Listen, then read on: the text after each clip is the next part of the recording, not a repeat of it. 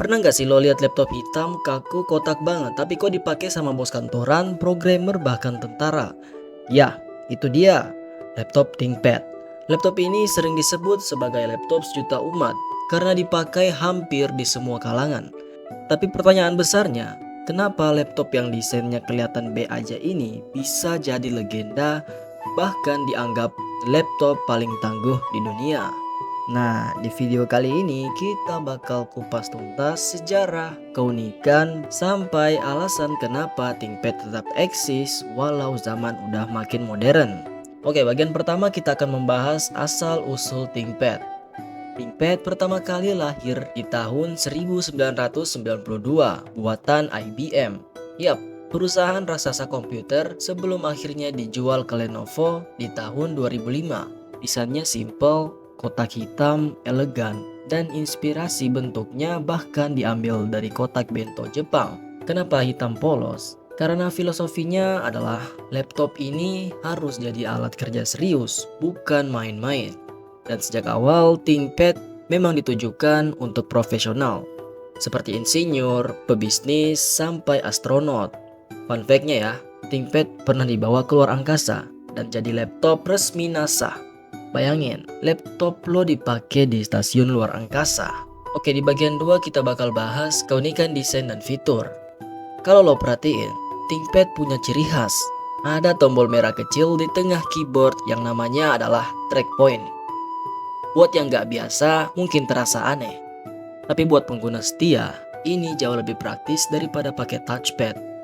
Keyboardnya juga terkenal empuk, presisi, dan tahan lama. Dan banyak orang yang bilang, sekali pakai keyboard ThinkPad, bakal susah buat pindah ke yang lain.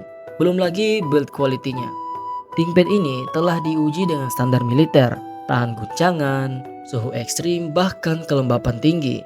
Makanya, banyak orang percaya kalau ThinkPad itu laptop tank, alias tahan banting.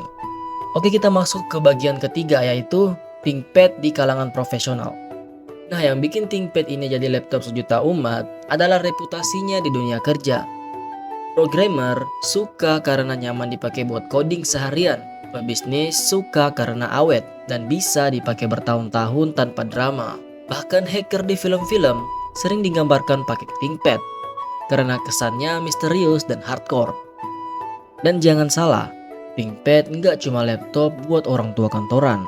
Banyak mahasiswa juga yang suka karena harganya ada yang bekas tapi masih tangguh buat dipakai kuliah, ngerjain skripsi, atau bahkan sambil ngegame ringan. Oke, kita masuk ke bagian keempat, yaitu kenapa bisa dibilang laptop sejuta umat. Nah, julukan laptop sejuta umat muncul karena ThinkPad bisa ditemuin di mana saja. Di kantor, di kampus, di startup, atau bahkan sampai di laboratorium. Dari yang murah seri lama sampai yang premium seri X1 Carbon.